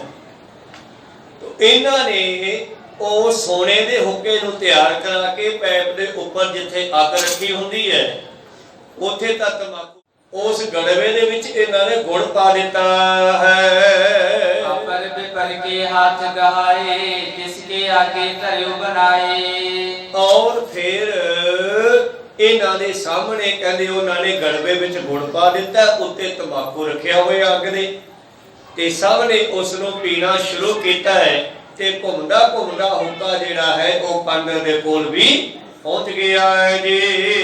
ਰਿਖ ਬਿਕ ਕੇ ਸਭ ਸੰਗ ਉਚਾਰਾ ਮੈਂ ਨਾ ਕਰੋ ਹੈ ਅੰਗੀਕਾਰਾ। ਤੇ ਜਦੋਂ ਉਸ ਬ੍ਰਾਹਮਣ ਦੇ ਕੋਲ ਰਿਸ਼ੀ ਦੇ ਕੋਲ ਜੋ ਬੜਾ ਭਜਨ ਬੰਦਗੀ ਤਪੱਸਿਆ ਵਾਲਾ ਸੀ ਉਹ ਕਹਿੰਦਾ ਵੀ ਨਾ ਮੈਂ ਨਹੀਂ ਇਹ ਪੀਣਾ। ਵਦੋ ਕੇ ਗੁਰੂ ਨਹੀਂ ਸੁਧ ਕੋਈ ਨਹੀਂ ਸਫਰ ਸੋ ਦੋਸ਼ ਜੇ ਹੋਈ। ਔਰ ਮੈਂ ਨਹੀਂ ਇਸ ਨੂੰ ਹੱਥ ਲਾਉਣਾ, ਪਤਾ ਨਹੀਂ ਕੀ ਹੈ ਇਹ ਚੰਗਾ ਕਿ ਮਾੜਾ ਮੇਰੇ ਜੀਵਨ ਵਾਸਤੇ ਮੈਂ ਕਦੇ ਚੀਜ਼ ਵਰਤੀ ਨਹੀਂ ਇਸ ਕਰਕੇ ਮੈਂ ਨਹੀਂ ਇਸ ਨੂੰ ਪੀਣਾ। ਸੁਨ ਕਰ ਜੇ ਮਲੇਸ਼ ਬਦਵੰਤੇ ਹਿਤ ਨਿਰਦੋਖ ਕਰਨ ਉਚਰੰਤੇ। ਔਰ ਉਸ ਨੂੰ ਤਸੱਲੀ ਕਰਾਉਣ ਵਾਸਤੇ ਜਿੰਨੇ ਵਜ਼ੀਰ ਬੈਠੇ ਸਨ ਉਹ ਉਹਨੂੰ ਸਮਝਾਉਣ ਲੱਗੇ ਨਹੀਂ ਨਹੀਂ ਰਿਸ਼ਤੇਦਾਰਾ ਇਹਦੇ ਵਿੱਚ ਕੋਈ ਦੋਸ਼ ਨਹੀਂ ਹੈਗਾ, ਇਹ ਤਾਂ ਬੜੀ ਵਧੀਆ ਬੂਟੀ ਹੈ। ਸਕਲ ਸਭਾ ਕੋ ਕਿਉਂ ਨਾ ਨਿਹਾਰੇ ਮਿਲ ਬੀਵਤ ਹੈ ਸਵਾਦਤ ਸਾਰੇ। ਜੇ ਐਡੀ ਮਾੜੀ ਚੀਜ਼ ਹੁੰਦੀ ਤੇ ਐਨੇ ਲੋਕ ਮੂਰਖ ਥੋੜੇ ਹੀ ਆ। ਰਾਜਾ ਸਾਹਿਬ ਬੈਠੇ ਆ ਅਜਮੇਰ ਵਿੱਚ, ਵਜ਼ੀਰ ਮੰਤਰੀ ਬੈਠੇ ਆ ਸਾਰੇ ਅਸੀਂ ਪਾਗਲ ਥੋੜਾ ਹੀ ਆ, ਕੋਈ ਤੈਨੂੰ ਮਾੜੀ ਚੀਜ਼ ਥੋੜੇ ਪਿਆਵਾਂਗੇ। ਇਹ ਤਾਂ ਬੜੀ ਕੀਮਤੀ ਬੂਟੀ ਹੈ, ਥੱਲੇ ਗੁੜ ਪਾਇਆ। ਕਈ ਕਹਿੰਦੇ ਗੁੜ ਦੇ ਵਿੱਚੋਂ ਹੀ ਸ਼ਰਾਬ ਬਣਦੀ ਹੈ, ਤੇ ਫਿਰ ਕੀ ਹੋ ਜੋ ਗੁੜ ਘੋਲ ਕੇ ਜੇ ਪੀ ਲੈ ਫਿਰ ਵੀ ਤਾਂ ਉਹ ਸ਼ਰਾਬ ਦਾ ਹੀ ਰਸ ਹੈ। ਤਾਂ ਗੁਰੂ ਪਿਆਰਿਓ, ਇੱਕ ਮਿੱਟੀ ਦਾ ਬੁੱਕ ਭਰ ਕੇ ਮਾਰੋ, ਕੋਈ ਖਾਸ ਫਰਕ ਨਹੀਂ ਪੈਂਦਾ। ਉਸੇ ਮਿੱਟੀ ਨੂੰ ਪਾਣੀ ਵਿੱਚ ਮਿਲਾ ਕੇ ਤੇ ਇੱਟ ਬਣਾ ਕੇ ਮਾਰੋ, 25 ਤਾਂ ਸੱਟ ਮਾਰੂਗੀ। ਉਹਨੂੰ ਅੱਗ ਵਿੱਚ ਪਕਾ ਕੇ ਮਾਰੋ ਤੇ ਹੋਰ ਵੀ ਭੈੜੀ ਸੱਟ ਮਾਰੂਗੀ। ਹੈ ਤਾਂ ਮਿੱਟੀ ਦੇ ਪਾਣੀ ਨਾ। ਇਸੇ ਤਰ੍ਹਾਂ ਹੀ ਇਸ ਸ਼ਰਾਬ ਦਾ ਨਾਮ ਹੈ ਸ਼ਰਾਰਤਾਂ ਦੀ ਜੜ। ਸ਼ਰਤ ਆਪ ਇਹ ਸ਼ਰਾਰਤਾਂ ਦਾ ਪਾਣੀ ਹੈ। ਇਸੇ ਤਰ੍ਹਾਂ ਹੀ ਇਹ ਤਮਾਕੂ ਜਿਹੜਾ ਹੈ ਇਹ ਜ਼ਿੰਦਗੀ ਵਾਸਤੇ ਬੜਾ ਮਾੜਾ ਹੈ। ਉਸ ਰਿਸ਼ੀ ਨੂੰ ਇਹਨਾਂ ਨੇ ਭੁਲੋ ਲਿਆ, ਉਸ ਪੰਡਤ ਨੂੰ ਭੁਲੋ ਲਿਆ ਹੈ। ਕਹਿਣ ਲੱਗੇ ਰਿਸ਼ਤੇਦਾਰ ਫਿਕਰ ਨਾ ਕਰ, ਇਹ ਬਹੁਤ ਵਧੀਆ ਬੂਟੀ ਹੈ। ਨਾਲੇ इसमें दोष कहाँ अवलोका, कंचन पावन गोबर हुक्का। देखो ना ये हुक्का सोने का बनाया, इत्थे की दोष है? तेरे सामने गुड़ पाया गर्मी विचों तो वही पाता दिखाने वास्ते, और पर ओदे उत्ते अग दे उत्ते तंबाकू रखिया होया पहला तो ही। कहने लगे इस कोई दोष नहीं है, कोई नुकसान नहीं है, जिंदगी वास्ते बहुत बढ़िया है। क्योंकि नशा खान वाले तो नशे दी सिफतें करनगे ना, ते ना खान वाले जिहड़े हन उस दे औगण दसणगे। एक व्यापारी ने मझ बेचनी होवे ते मझ दीयां सिफतां दा ढेर ला दिंदा, जे खरीदनी होवे ते फिर सस्ती लेनी है, फिर कहूगा जी ਇਹਦੀਆਂ ਖੰਭਦੀਆਂ ਨਹੀਂ ਹੈਗੀਆਂ, ਇਹਦੇ ਸਿੰਘ ਸਹੀ ਨਹੀਂ ਹੈਗੇ, ਇਹਦੀ ਪੂਛ ਪਿੰਗੀ ਜਾਂਦੀ ਆ, ਮੈਂ 100 ਚ ਔਗਣ ਵਿਖਾ ਦੂਗਾ। तो नशा खाण वाले ਜਿਹੜੇ ਹਨ ਨਸ਼ੇ ਦੇ ਗੁਣ ਦੱਸਦੇ ਐ ਤੇ ਨਾ ਖਾਣ ਵਾਲੇ ਔਗਣ ਦੱਸਦੇ ਐ। तो ਹੁਣ ਰਿਸ਼ੀ ਨੂੰ ਔਗਣ ਦਿਸ ਰਹੇ ਨਾ, ਪਰ ਦੂਸਰਿਆਂ ਨੇ ਭੁਲੋ ਲਿਆ ਨੇ ਤਾਂ ਬਹੁਤ ਵਧੀਆ ਬੂਟੀ ਹੈ। ਗੁਣ ਸਨ ਮਿਲਿਓ ਵਿਪਰ ਲੈ ਆਇਓ, ਇਤਿਆਦਿਕ ਕਹਿ ਬਿਰਮਾਇਓ। ਨਾਲੇ ਇਹ ਰਿਸ਼ਤੇਦਾਰ ਤੇਰੇ ਵਾਸਤੇ ਬਣਵਾਇਆ ਸਪੈਸ਼ਲ ਸਿਉਣੇ ਦਾ। ਹੁਣ ਘੱਟੋ ਘੱਟ ਕਿਲੋ 2 ਕਿਲੋ ਸਿਉਣਾ ਲਾਤਾ ਹੋਣਾ ਗਲਵੇ ਤੇ, ਤਾਂ ਉਹ ਮੱਤ ਮਾਰੀ ਗਈ, ਲਾਲਚ ਆ ਗਿਆ। ਕਿਉਂਕਿ ਜਦੋਂ ਹੀ ਮਾੜੀ ਸੰਗਤ ਵਿੱਚ ਜਾ ਕੇ ਬਹਿੰਦਾ ਮੱਤ ਮਾਰੀ ਜਾਂਦੀ ਹੈ। ਜਦੋਂ ਚੰਗੇ ਸੰਸਕਾਰ ਉਗੜਦੇ ਨੇ ਉਦੋਂ ਰਿਸ਼ੀਆਂ ਮੁਨੀਆਂ ਦੀ ਸੰਗਤ ਹੁੰਦੀ ਹੈ। ਪੂਰਵ ਕਰਮ ਅੰਕੁਰ ਜਾਂ ਪ੍ਰਗਟੇ, ਭੇਟਿਓ ਪੁਰਖ ਰਸਕ ਬੈਰਾਗੀ। ਤੇ ਜਦੋਂ ਕੋਈ ਮਾੜਾ ਕਰਮ ਸਾਹਮਣੇ ਆਉਂਦਾ ਫਿਰ ਮਾੜੇ ਲੋਕਾਂ ਦੇ ਵਿੱਚ ਬੈਠ ਕੇ ਬੰਦਾ ਆਪਣੀ ਮੱਤ ਮਾਰ ਬਹਿੰਦਾ। ਇਸ ਕਰਕੇ ਇਹਦੀ ਮੱਤ ਮਾਰੀ ਗਈ। ਇਹਨੇ ਵੀ ਗੁੜ ਗੁੜ ਕੀਤਾ ਪੈਪ ਦੀ ਫੜ ਕੇ ਹੋਕੇ ਦੀ, ਇਹਨੂੰ ਚੰਗਾ ਲੱਗਿਆ। पर जांदियां ही एदी जड़ी तपस्वी बुद्धि सी वो खत्म कर देती। और शामां नूं कहंदे ए तेरा ही आ 2 किलो बूटी भी लै जा, कोई गल नहीं। ते इहनूं 2 किलो बूटी भी देती आ ते ओह 2 किलो सोने दा बणिया जिहड़ा सीगा हुक्का वो भी दे दिता है जी। कहे सबर के कीन सबाना, भई जामनी दिन जो बिहान। ते ਇਹਨੂੰ ਘੰਟਾ 2 ਘੰਟੇ ਸਭਾ 'ਚ ਬਿਠਾ ਕੇ ਰੱਖਿਆ। ਕਈ ਵਾਰੀ ਇਹਦੇ ਕੋਲ ਦੀ ਪੈਪ ਟਪਾਈ, ਸਾਰਿਆਂ ਨੇ ਵਾਰੀ ਵਾਰੀ ਉਸ ਨੂੰ ਖਿੱਚਿਆ ਔਰ ਇਹਨੇ ਵੀ ਪੀਤਾ। ਤੇ ਅਖੀਰ ਰਾਤ ਪੈਣੀ ਸੀ, ਰਾਤ ਪੈ ਗਈ ਜੀ। ਕਰ ਅਜਮੇਰ ਸੁਤਾ ਕੇ ਗਿਓ, ਤਥਾ ਮੰਤਰ ਪਠ ਕਰ ਚਿਰਪਿਓ। ਔਰ ਰੋਜ਼ਾਨਾ ਦੀ ਤਰ੍ਹਾਂ ਸ਼ਾਮਾਂ ਪਈਆਂ, ਪ੍ਰਸ਼ਾਦਾ ਪਾਣੀ ਛਕਿਆ, ਬੈੱਡ ਤੇ ਜਾ ਪਿਆ ਤੇ ਆਪਣੇ ਆਪ ਨੂੰ ਉਸ ਲੜਕੀ ਤੋਂ ਬਚਾਉਣ ਦੇ ਲਈ ਇਸਨੇ ਮੰਤਰ ਪੜ੍ਹਨੇ ਕੀਤੇ ਜੀ। ਬਲਿਓ ਨਾ ਕੋਟ ਮੰਤਰ ਮੈਂ ਪੁਰਿਓ, ਵਿਪਰ ਵਿਪ ਸਹਿਬ ਕਰ ਪੁਨ ਥਿਰਿਓ। ਪਰ ਅੱਜ ਜਿਹੜਾ ਸੀ ਉਹਦੇ ਮੰਤਰ ਨੇ ਕੰਮ ਨਹੀਂ ਕੀਤਾ ਗੁਰੂ ਪਿਆਰਿਓ। ਬੜਿਓ ਨਾ ਕੋਟ ਮੰਤਰ ਨਾ ਫੁਰਿਓ, ਵਿਪਰ ਬੇਵਸ ਹੋਵੇ ਕਰ ਪੁਨ ਥਿਰਿਓ। ਬੇਵਸ ਹੋ ਗਿਆ ਤੇ ਅਖੀਰ ਉਹ ਲੜਕੀ ਜਿਹੜੀ ਹੈ ਇਹਦੇ ਕੋਲ ਪਹੁੰਚ ਗਏ ਜੀ। ਮੇਰਾ ਜਮੇਰ ਸੁਤਾ ਨਿਜ ਅੰਗ, ਮੈਥਨ ਕਰਿਓ ਤਿਸੀ ਕੇ ਸੰਗ। ਅਖੀਰ ਗੁਰੂ ਪਿਆਰਿਓ ਜਿਹੜਾ ਪਤੀ ਪਤਨੀ ਦਾ ਰਿਸ਼ਤਾ ਹੈ ਉਹ ਇਸਨੇ ਨਿਭਾਉਣਾ ਪਿਆ ਇਸ ਨੂੰ। ਜਗਤ ਝੂਠ ਮੇ ਦੋਸ਼ ਵਡੇਰਾ, ਕਰਿਓ ਬਤਾਵਨ ਪ੍ਰਭ ਤਿਸ ਬੇਰਾ। ਇੱਥੇ ਪ੍ਰਭ ਦਾ ਮਤਲਬ ਹੈ ਗੁਰੂ ਗੋਬਿੰਦ ਸਿੰਘ ਜੀ ਮਹਾਰਾਜ ਦੱਸ ਰਹੇ ਹਨ। ਭਾਈ ਰਾਮ ਕੋਇਰ ਜੀ ਗੁਰਬਖਸ਼ ਸਿੰਘ ਕਹਿੰਦੇ ਸਿੱਖੋ ਇਹ ਤਮਾਕੂ ਨੂੰ ਸੰਸਾਰ ਦੀ ਝੂਠ ਕਿਹਾ ਜਾਂਦਾ। ਜਿਹੜੇ ਲੋਕ ਤਮਾਕੂ ਖਾਂਦੇ ਐ, ਇਹ ਤਮਾਕੂ ਇੰਨਾ ਗਰਮ ਹੈ ਕਿ ਜਿਹੜਾ ਖਾਂਦਾ ਹੈ ਲਗਾਤਾਰ ਦੇਖੋ ਨਾ ਬੁੱਲਾਂ ਜਿਹਾਂ ਦੇ ਵਿੱਚ ਫਸਾ ਲੈਂਦੇ ਐ ਤੇ ਫਿਰ ਕੈਂਸਰ ਹੋ ਜਾਂਦੇ ਐ। ਉਹਦੀ ਗਰਮੈਸ਼ ਦੇ ਨਾਲ ਬੁੱਲ ਫਟ ਜਾਂਦੀ ਹੈ, ਗਲਾ ਫਟ ਜਾਂਦਾ, ਫੋੜੇ ਹੋ ਜਾਂਦੇ ਐ। ਕਈ ਵਾਰੀ ਟੀਵੀ ਤੇ ਵਿਖਾਉਂਦੇ ਐ ਇਸ ਕੈਂਸਰ ਦੇ ਬਿਮਾਰ ਬਾਗਰ ਦੇ ਵਿੱਚ ਤਾਂ ਇਸਤਰੀਆਂ ਵੀ ਇਸ ਨੂੰ ਪੀਂਦੀਆਂ ਜਾਂ ਖਾਂਦੀਆਂ ਕਿਸੇ ਤਰ੍ਹਾਂ ਦੇ ਨਾਲ, ਤੇ ਇੱਥੋਂ ਗੱਲਾਂ ਫਟੀਆਂ ਹੁੰਦੀਆਂ ਉਹਨਾਂ ਦੀਆਂ ਕੈਂਸਰ ਦੇ ਨਾਲ, ਫੋੜਿਆਂ ਦੇ ਨਾਲ। ਚੰਗੀ ਚੀਜ਼ ਥੋੜਾ ਹੀ ਹੈ। ਧੰਨ ਹੈ ਸਿੱਖ ਪੰਥ ਜਿਸ ਨੂੰ ਗੁਰੂ ਗੋਬਿੰਦ ਸਿੰਘ ਜੀ ਨੇ ਪਹਿਲਾਂ ਹੀ ਬਚਾ ਲਿਆ, ਵੀ ਇਹਨੂੰ ਸਿੱਖ ਨੇ ਹੱਥ ਵੀ ਨਹੀਂ ਲਾਉਣਾ। ਕੋ ਸਤਨਾਮ। ਤੋ ਖੈਰ ਇਸ ਤਰ੍ਹਾਂ ਧੰਨ ਗੁਰੂ ਗੋਬਿੰਦ ਸਿੰਘ ਜੀ ਨੇ ਜਗਤ ਜੂਠ ਇਸ ਤਮਾਕੂ ਦੀ ਕਹਾਣੀ ਸੁਣਾਉਣੀ ਕੀਤੀ। ਬਸ ਉਸ ਦਿਨ ਤੋਂ ਬਾਅਦ ਅੱਜ ਹੋਰ ਕੱਲ ਹੋਰ ਇਹ ਜਗਤ ਜੂਠ ਤਮਾਕੂ ਜਿਹੜਾ ਹੈ ਭਾਰਤ ਵਰਸ਼ ਵਿੱਚ ਫੈਲਦਾ ਗਿਆ ਤੇ ਹੌਲੀ ਹੌਲੀ ਲੋਕ ਖਾਣਾ ਸ਼ੁਰੂ ਕਰਦੇ ਗਏ। ਹੁਣ ਇਹਦੇ ਵਿੱਚ ਕੀ ਨਸ਼ਾ ਹੈ ਇਹ ਤਾਂ ਖਾਣ ਵਾਲਿਆਂ ਨੂੰ ਪਤਾ ਹੈ, ਪਰ ਜਿਹੜੇ ਮਜ਼ਦੂਰੀ ਕਰਦੇ ਆ, ਕਣਕ ਵੱਢਣ ਜਾਂਦੇ ਆ ਹਨ, ਬਸ ਉਹ 5-7 10-15 ਮਿੰਟ ਉਹਨਾਂ ਨੇ ਆਰਾਮ ਕਰਨਾ ਹੁੰਦਾ ਹੈ, ਉਹ ਪਰੇ ਵੱਟ ਤੇ ਜਾ ਕੇ ਬੀੜੀ ਲਾ ਕੇ ਬਹਿ ਜਾਂਦੇ ਆ, ਹੌਲੀ ਹੌਲੀ ਖਿੱਚੀ ਜਾਂਦੇ ਆ, ਕਹਿੰਦੇ ਚੱਲ ਕੋਈ ਗੱਲ ਨਹੀਂ ਬੀੜੀ ਪੀ ਕੇ ਆ ਜਾਓ। ਕਈ ਪਰੇ ਹੋ ਕੇ ਗੁੱਠਾ ਜਾਂ ਤਲੀ ਤੇ ਮਾਰਨ ਲੱਗ ਜਾਂਦੇ ਆ, 15-20 ਮਿੰਟ ਉਹ ਵਿਚਾਰੇ ਟਪਾ ਲੈਂਦੇ ਆ। ਕਈਆਂ ਨੇ ਤਾਂ ਇਸ ਨੂੰ ਆਰਾਮ ਕਰਨ ਦਾ ਸਾਧਨ ਬਣਾਇਆ ਹੋਵੇ। ਤੇ ਕਈ ਵਾਰੀ ਜਦੋਂ ਮੈਂ ਸੜਕ ਤੋਂ ਟੱਪਦਾ ਤੇ ਜਦੋਂ ਗੁੱਠਾ ਜਾਂ ਮਲਦੇ ਦੇਖਦਾ ਫਿਰ ਮੈਥੋਂ ਰਿਹਾ ਨਹੀਂ ਜਾਂਦਾ। ਉਹਨਾਂ ਲੋਕਾਂ ਦੇ ਵਾਸਤੇ ਜਿਨ੍ਹਾਂ ਦੇ ਮੂੰਹ ਤੇ ਚਿੱਟੀ ਜਾਂ ਕਾਲੀ ਦਾੜੀ ਤੇ ਸਿਰ ਤੇ ਪੱਗ ਬੰਨੀ ਹੋਵੇ ਨਾ, ਉਦੋਂ ਬੰਦਾ ਫਿਰ ਜ਼ਹਿਰ ਵਰਗਾ ਲੱਗਦਾ ਹੈ ਵੀ ਇਹਨੂੰ ਸ਼ਰਮ ਨਹੀਂ ਆਉਂਦੀ। ਸਿੱਖਾਂ ਦੇ ਘਰੇ ਪੈਦਾ ਹੋ ਕੇ ਤਮਾਕੂ ਖਾ ਰਹੇ ਹੈ, ਭਈਆਂ ਤੇ ਸਾਨੂੰ ਕੋਈ ਦੁੱਖ ਨਹੀਂ ਆ, ਖਾਈ ਜਾਣ ਸਾਨੂੰ ਕੀ। ਪਰ ਜਦੋਂ ਗੁਰੂ ਦੇ ਸਿੱਖਾਂ ਦੇ ਘਰੇ ਪੈਦਾ ਹੋਣ ਵਾਲਾ ਦਸਤਾਰ ਧਾਰੀ ਸਿਰ ਤੇ ਪੱਗ ਬੰਨੀ ਹੈ, ਚਾਹੇ ਉਹਨੇ ਅੰਮ੍ਰਿਤ ਨਹੀਂ ਛਕਿਆ, ਇਹ ਉਹਦੇ ਵਾਸਤੇ ਵੀ ਮਾੜਾ ਹੈ, ਸਾਰਿਆਂ ਵਾਸਤੇ ਹੀ ਮਾੜਾ ਹੈ। ਇਹ ਤਾਂ ਉਹਨਾਂ ਵਾਸਤੇ ਮਾੜਾ ਜਿਹੜੇ ਭਈਏ ਹਨ, ਵਿਹਾਰੀਏ ਹਨ, ਇਹ ਹਰੇਕ ਵਾਸਤੇ ਮਾੜਾ ਹੈ। ਇਹ ਤਾਂ ਜ਼ਹਿਰ ਹੈ, ਜ਼ਹਿਰ ਤਾਂ ਕਿਸੇ ਨੂੰ ਵੀ ਨਹੀਂ ਛੱਡੇਗਾ। ਕੋਈ ਸਤਨਾਮ। ਪਰ ਉਹਨਾਂ ਦੀ ਉਦੋਂ ਗੁੱਸਾ ਆਉਂਦਾ ਹੈ ਜਦੋਂ ਜਦ ਗੁਰੂ ਦੀ ਸਿੱਖੀ ਭਾਵੇਂ ਉਹਨਾਂ ਕੋਲੇ ਅੰਮ੍ਰਿਤ ਧਾਰੀ ਨਾ ਹੋਣ, ਪੱਗ ਤਾਂ ਹੈ ਨਾ, ਇਹ ਪੱਗ ਬੰਨਣ ਦਾ ਹੁਕਮ ਨਹੀਂ ਸੀਗਾ। ਰਵਿਦਾਸ ਭਗਤ ਵਰਗਿਆਂ ਦੇ ਸਿਰ ਤੋਂ ਉਸ ਵੇਲੇ ਦੇ ਖੌਤੀ ਧਰਮ ਦੇ ਮੁਖੀ ਬ੍ਰਾਹਮਣਾਂ ਨੇ ਪੱਗ ਲਾਹੀ ਹੈ, ਤਾਂ ਕਰਕੇ ਉਹਨਾਂ ਦਾ ਸਿਰ ਨੰਗਾ ਹੈ। ਕੋਈ ਸਤਨਾਮ। ਔਰ 10ਵੇਂ ਪਾਤਸ਼ਾਹ ਜੀ ਨੇ ਕਿਰਪਾ ਕੀਤੀ ਹੈ ਭਾਰਤ ਵਰਸ਼ ਦੇ ਲੋਕਾਂ ਨੂੰ ਪੱਗ ਬੰਨਣ ਦਾ, ਘੋੜੀ ਤੇ ਚੜ੍ਹਨ ਦਾ, ਸ਼ਸਤਰ ਰੱਖਣ ਦਾ, ਇਹ ਜਿਹੜੀ ਬਖਸ਼ਿਸ਼ ਕੀਤੀ ਹੈ ਗੁਰੂਆਂ ਦੀ ਕਿਰਪਾ ਹੈ। ਇਹ ਪੱਗ ਹੈ ਜਿਹੜੀ ਇੱਕ ਤਾਜ ਹੈ ਸਾਡੇ ਵਾਸਤੇ। ਕੋਈ ਸਤਨਾਮ। ਔਰ ਸਾਨੂੰ ਪੱਗ ਦੀ ਲਾਜ ਰੱਖਣੀ ਚਾਹੀਦੀ ਹੈ। ਇਹੋ ਜਿਹੀਆਂ ਗੰਦੀਆਂ ਚੀਜ਼ਾਂ ਖਾਣ ਦੀ ਬਜਾਏ ਸਾਨੂੰ ਕੋਈ ਟੌਨਕ, ਕੋਈ ਵਧੀਆ ਫਲ ਫਰੂਟ ਆਦਿ ਖਾਣੇ ਚਾਹੀਦੇ ਹਨ। ਤਾਂ ਗੁਰੂ ਪਾਤਸ਼ਾਹ ਜੀ ਬਖਸ਼ਿਸ਼ ਕਰਦੇ ਹਨ ਭਾਈ ਰਾਮ ਕੌਰ ਜੀ, ਇਹੋ ਸਤਿਗੁਰਾਂ ਨੇ ਸਾਨੂੰ ਜਗਤ ਜੂਠ ਦੇ ਬਾਰੇ ਸੁਚੇਤ ਕੀਤਾ ਹੈ। ਧਰਮ ਹਿੰਦ ਕੋ ਮੰਤਰ ਸਮੇਤ ਕਰ ਵਿਨਾਸ਼ਨ ਕੋ ਬੜ ਹਿਤ। ਤਾਂ ਮਲੇਸ਼ਾ ਨੂੰ ਛੱਡ ਕੇ ਅਸੀਂ ਉਹਨਾਂ ਨੂੰ ਕੀ ਕਹੀਏ? ਹੁਣ ਜਦੋਂ ਹਟਦੇ ਨਹੀਂ ਖਾਣ ਤੇ ਖਾਈ ਜਾਣ, ਜੀ ਨੇ ਮਰਨਾ ਹੈ, ਭਾਵੇਂ ਜਿੰਨਾ ਮਰਜ਼ੀ ਲੋਕ ਲੋ ਨੇ ਮਰਨਾ ਹੀ ਮਰਨਾ ਹੈ। ਕੋਈ ਸਤਨਾਮ। ਪਰ ਇਸ ਭਾਰਤ ਵਰਸ਼ ਦੇ ਵਿੱਚ ਧਰਮ ਧਰਤੀ ਦੇ ਉੱਤੇ ਗੁਰੂ ਪਿਆਰਿਓ ਰਿਸ਼ੀਆਂ ਮੁਨੀਆਂ ਅਵਤਾਰਾਂ ਨੇ ਜਨਮ ਧਾਰਿਆ ਹੈ। ਇਸ ਧਰਤੀ ਨੂੰ ਵੀ ਉਹਨਾਂ ਲੋਕਾਂ ਨੇ ਆ ਕੇ ਇਸ ਤਮਾਕੂ ਨਾਲ ਗੰਦਾ ਕਰ ਦਿੱਤਾ ਹੈ।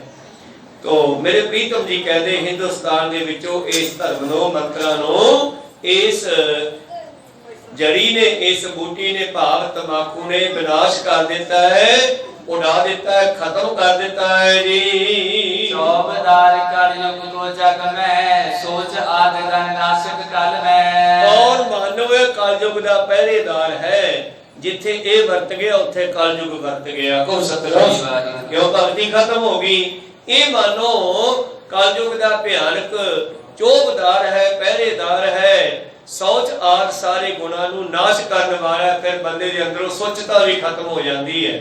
ਬੰਦਾ ਝੂਠ ਵੀ ਬੋਲਣ ਲੱਗ ਜਾਂਦਾ ਹੈ, ਚੋਰੀ ਵੀ ਕਰਨ ਲੱਗ ਜਾਂਦਾ ਹੈ।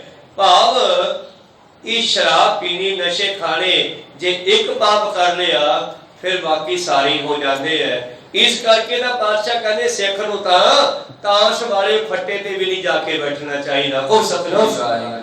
ਜੇ ਤਾਸ਼ ਖੇਡਦੇ ਆ ਨਾ, ਜ਼ਰੂਰੀ ਨਹੀਂ ਬਈ ਉਹ ਪੈਸੇ ਨਾਲ ਨਹੀਂ ਖੇਡਦੇ, ਫਿਰ ਤਾਂ ਠੀਕ ਹੈ। ਉਹਨਾਂ ਦੇ ਵਿੱਚ ਆ ਕੇ ਕੋਈ ਵੀ ਤਮਾਕੂ ਵਾਲਾ ਬੈਠ ਸਕਦਾ, ਕਿਉਂਕਿ ਕੋਈ ਰੋਕ ਟੋਕ ਹੀ ਨਹੀਂ ਗੀ। ਤੇ ਜੇ ਸਿੱਖ ਉਹਦੇ ਵਿੱਚ ਜਾ ਕੇ ਬੈਠੂਗਾ ਤੇ ਉਸ ਨੂੰ ਜ਼ਰੂਰ ਉਸ ਦਾ ਜਿਹੜਾ ਹੈ ਆਦਤ ਪੈ ਜਾਣੀ ਆ। ਪੱਤੇ ਖੇਡਦੇ ਖੇਡਦੇ ਮਲਦੇ ਮਲਦੇ ਨੇ ਚੁੰਡੀ ਫਿਰ ਫੜਾਈ ਦੇਣੀ ਆ ਸਿੱਖ ਦੇ ਬੱਚੇ ਨੂੰ ਵੀ। ਕੋ ਸਤਨਾਮ। ਤਾਂ ਫਿਰ ਇੱਕ ਵਾਰੀ ਬੁੱਲਾਂ ਦੇ ਵਿੱਚ ਪੈ ਗਿਆ, ਮੁੜ ਕੇ ਨਹੀਂ ਛੁੱਟਦਾਗਾ। ਬੜਾ ਔਖਾ ਹੈ ਇਹ ਚੀਜ਼, ਬਚ ਕੇ ਰਹੀਏ। ਗੁਰੂ ਪਾਤਸ਼ਾਹ ਜੀ ਕਹਿੰਦੇ ਹਨ ਕਿ ਮੇਰੇ ਸਿੱਖ ਜਿਹੜਾ ਹੈ ਜੂਆ ਤਾਸ਼ ਆਦि ਇਹਨਾਂ ਫੱਟਿਆਂ ਦੇ ਵਿੱਚ ਵੀ ਜਾ ਕੇ ना बैठे। आदिक उपावन कर बिहारो कवण सभा में गुरु उचारो। और कवियां दी सभा विच गुरु साहब ने दस्सिया है कि यह तमाकू मनुख नूं पावन हुंदा है पवित्र ते अपावन हुंदा है अपवित्र। ये बहुत मनुख नूं गंदा करने वाली चीज है, बच के रहो दोहरा। उत्तर अपरिचय रह गए सतगुर सबन बताए। इहो धन गुरु गोबिंद सिंह महाराज जी ने 7-8 सवालों के जवाब देने कीते जी। सुन को जन को हृदय में निश्चय तत् चिन्ह आए। और उस वेले पहला कवियां ने अपनी संसारी मत मुताबक दसिया ते फिर गुरु साहब ने साइंटिफिक नाल दसिया भी इसदा नुकसान की है। इस करके सतगुरु पातशाह जी की गल सुन के सारियां ने जीवन विच धारनी कीती है। तारिक शुभ को पद सुबना जीना श्राप बनाए। तो उस शुभ रेखी ने गऊ दे पैरां दे पुत्र भाव तमाकू नूं मान सपे श्राप दिता सी। हुणे तमाकू पैदा किथों होया, इस दी भी कहानी है गुरु प्यारे। दो साधु हन, एक राजा ते एक ऋषि आ। कोई सतनाम वो ऋषि जेड़ा जंगलों में कुटिया पा के रह रहा है ते राजा राजधानी च रहिंदा है, फौजां समेत रहिंदा है। पर दो भैणां इन्हां दोनां दे घर विआहियां होईयां। कोई सतनाम ते हुण गुरु प्यारिओ एक दिन ऋषि साधु ने राजे नूं कहा, राजा साहब कदे आयो फिर मिलने गिलण आया घर यार, रिश्तेदारी अपनी फिर भी। वो कहते तेरे कोले की है झोंपड़ी च? मेरे नाल राजे वजीर मंत्री ऋषि अपना हुंदी है फौज फौज, तू की खवाएगा सानू? कहने कोई नहीं, जो रुखा मिसा जरूर खवावांगे तैनू, पर जरूर आया। कहने चल कोई नहीं कदे आ जाएंगे। तो गुरु प्यारे पहला किते ऋषि भी मिलने आया, उन्हें राजे ने 36 प्रकार के भोजन खवाए। अज राजा भी फौजा समेत लंघदा लंघदा कहते चलो अपने साधु कोले होके चलते हैं। स्नेहा भेजता वे राजा साहब तेरा साधु आ रहा भाई ऋषिया। कहने कोई गल नहीं जी आया नो। ते उस तो पहले कहने इसने एक कल्प गऊ है, इच्छा पूर्वक सर्व सुख दाता हर जाके बस है काम धेना। काम धेन गऊ है एक। गुरु साहब ने तो हरि दे सिमरन नूं कहा कि इहदे विचों ही सब कुछ मिलता है, पर हिंदू मत विच काम धेन गऊ की बड़ी मनता है। कहते उस ऋषि ने अपनी तपस्या दे नाल उस काम धेन गऊ नूं मंगा लिया उपरों, और ओदी कुटिया दे विचों आ गई। ते ऋषि अंदरों ही कुटिया रिओ बेअंत 36 प्रकार के भोजन इस राजे की फौज नूं खवा रहे हैं। कौन सतनाम राजे दी ही बंदियां विचों कोई सेवादार ला दिते ते अंदरों ही थाल भर भर के फड़ा रहा है ते फौजां नूं खवा रहा है। ते बेअंत ही भोजन जिहड़ा है उन्हां नूं छकाया गया। राजा हैरान हो गया भी झोंपड़ी दे विच इहने किहड़ा खजाना रखिया होया है, ये कितना अंदर समान बना के रखिया है। झोंपड़ी किड्डी का इसलिए छोटा जा घर है, देखा तो सही भला। ते राजा उस कुटिया दे अंदर जद गया ते उत्थे कहने काम धेन गऊ खड़ी सी ते वेख के बेईमान हो गया। कई राजे पाकिस्तान चों भेडां ले आउंदे आ। कौन सतनाम कई राजे होर किते जांदे आ, कोई तो उठ चक लिआउंदे आ। कोई कहदे आ मैं उधर गया सीगा बाहरले देशां कदी उथों आ चक लिया। ते राजे नूं उस काम धेन गऊ ते निगाह खड़ गई। कहंदा साधु साहब ये इन्नी कीमती गऊ तुहाडे कोल? कहने बस यह तो ऋषियां कोले हुंदी आ, कोई ना कोई चीज तो हुंदी आ हरेक दे कोल। फौज रज गई। कहने फौज तो रज गई पर एक काम धेन गऊ तो मैनूं दे दे तेरी। कौन कहते देखो ये काम धेन गऊ है, ये कुछ समय वास्ते मैं धारी मंगाई है, वापस जाना। कहना ना ना ये तो गऊ मैं लेके जाऊंगा। उथों मेरा ख्याल साधुओं की बेड़न लग गई आपस में। कौन सतनाम ये दोनों साधु बिगड़ गए। वो कहना मैं देनी नहीं, वो कहना मैं लेके जानी है। ते ऋषि ने अपने मंत्र पढ़े ते उन्होंने उड़ा दिता कुकलू कहने ते उसने मगरों तीर मारिया राजे ने ते वो तीर जाके उस गां दे पैर च बचिया ते जिथे उस गां दा लहू डुलिया थले धरती ते उथे तंबाकू पैदा होया। कौन सतनाम उस ऋषि ने फिर श्राप दिता सी इस बूटी नूं जिहड़ी कहंदे उस वेले पैदा हुई ते उस नूं तां